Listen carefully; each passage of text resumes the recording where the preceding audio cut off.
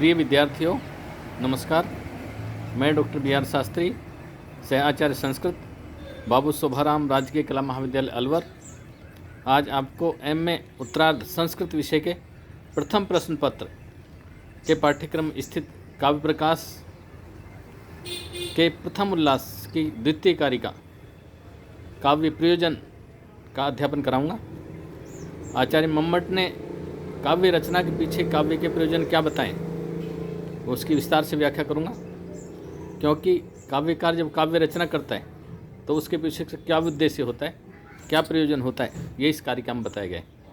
ये ध्यान रहे कि कारिका बहुत मुख्य कारिका है।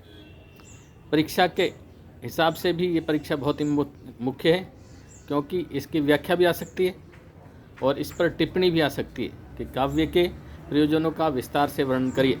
टिप्पणी भी आ सकती है, बड़ा प्रश्न भी आ सकता है, इसलिए इसको अच्छी तरह से तैयार कर लें।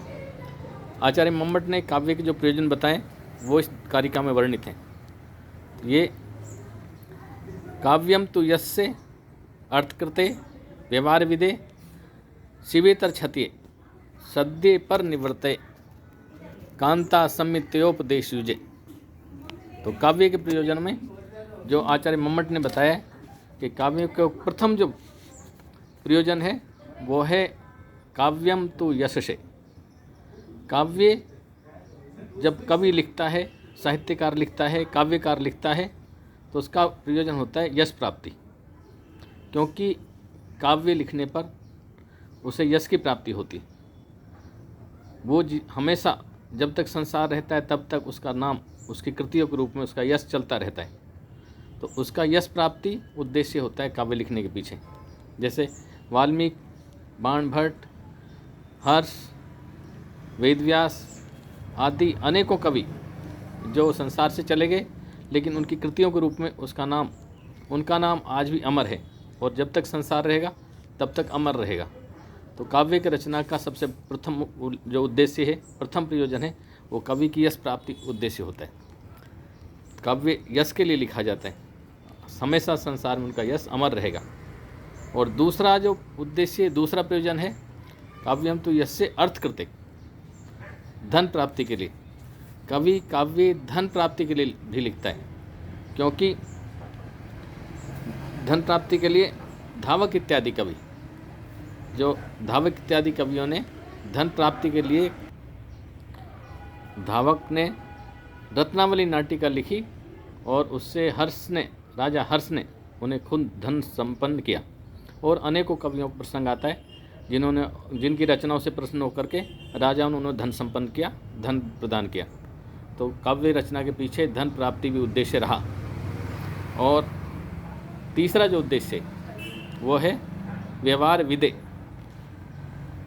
काव्यकार काव्य लिखता है संसार को सदुपदेश प्रदान करने के लिए, अच्छे रास्ते पर लाने के लिए, व्यवहारिक ज्ञान देने के लिए, कि वो संसार में पिता के क्या कर्तव्य हैं, पुत्र के क्या कर्तव्य हैं, राजा के क्या कर्तव्य हैं, एक विद्यार्थी के क्या कर्तव्य हैं, एक मनुष्य के नाते उसके क्या कर्तव्य होते हैं, उनको व्यवहारिक ज्ञान देने के लिए काव्य राम के समान आचरण करना चाहिए, रावण के समान नहीं। इसलिए काव्य का प्रयोजन संसार को व्यवहारिक ज्ञान देने के लिए भी लिखा जाता है। तो काव्य व्यवहार विदे, संसार को व्यवहारिक ज्ञान देने के लिए। काव्य का जो चौथा प्रयोजन है वो है शिवेतर क्षतिये, अर्थात अमंगल के विनाश के लिए। अमंगल के विनाश के लिए भी काव्य रचना की जाती है। जैसा कि प्रसंग आता है कि राजा हर्षवर्धन की राजसभा का रत्न कवि मयूर था और मयूर का मित्र बाणभट्ट था। बाणभट्ट उसका भगिनीपति भी था, बहनोई। तो बाणभट्ट की पत्नी के शाप से मयूर को कुष्ठ रोग हो गया।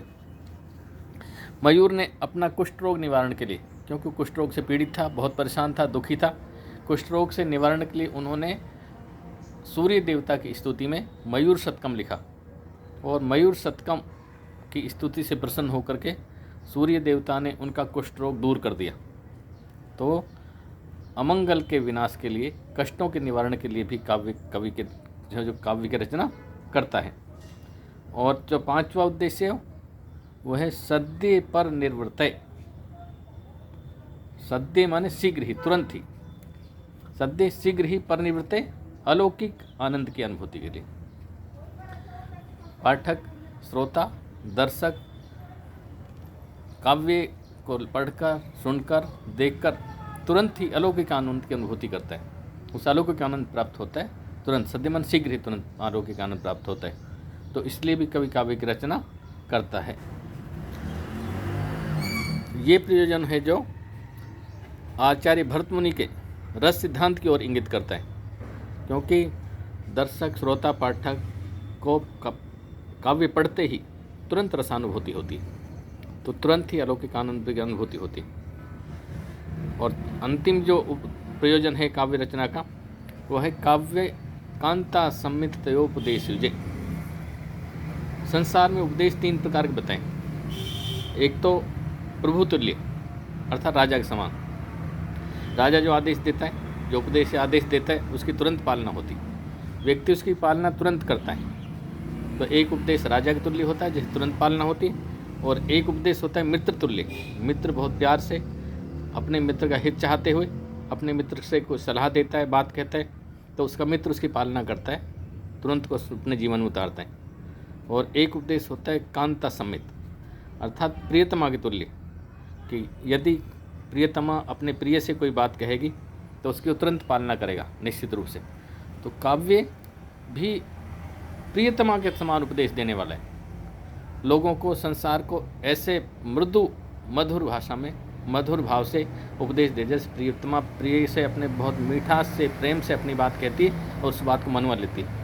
उस समय काव्य भी अपनी बात को बहुत प्रेम से उसके दिल में, पाठक के, श्रोता के, दर्शक के दिल में उतारता है, और दर्शक उस बात को अपने जीवन में अंगित कर लेता है, जीवन में उतार लेता है, उसके अनुरूप हो जाता है, और जीवन उस बात के अनुसार ही वो चलता है। तो ये कांता सम्मित उपदेश, ये कांता के समान, प्रियता के समान उपदेश देने के लिए भी काव्य की रचना की जाती है।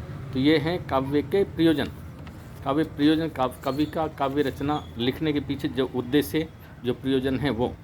तो ये अच्छी तरह ध्यान लें कि काव्य के प्रथम है जो प्रयोजन, काव्य यश के लिए, काव्य धन प्राप्ति के लिए, और काव्य व्यवहार विदे, व्यवहारिक ज्ञान के लिए, तथा काव्य अमंगल के विनाश के लिए लिखा जाता है, अमंगल दूर करने के लिए, अनिष्ट के निवारण के लिए, और सद्य परिनिवृत्ते काव्य तुरंत शीघ्र ही परमानंद की प्राप्ति के लिए, और काव्य प्रियतमा के समान उपदेश देने के लिए ये लिखा जाता है। वो तुरंत ही अपने जो बात को श्रोता से, दर्शक से, पाठक से मनवा लेता है। इसलिए काव्य के ये प्रयोजन है जो बहुत महत्वपूर्ण है। आप इन प्रयोजनों को अच्छी तरह पढ़ें और विस्तार से उसकी व्याख्या अथवा टिप्पणी या प्रश्न जो भी आए वो उसमें विस्तार से वर्णन करें। धन्यवाद।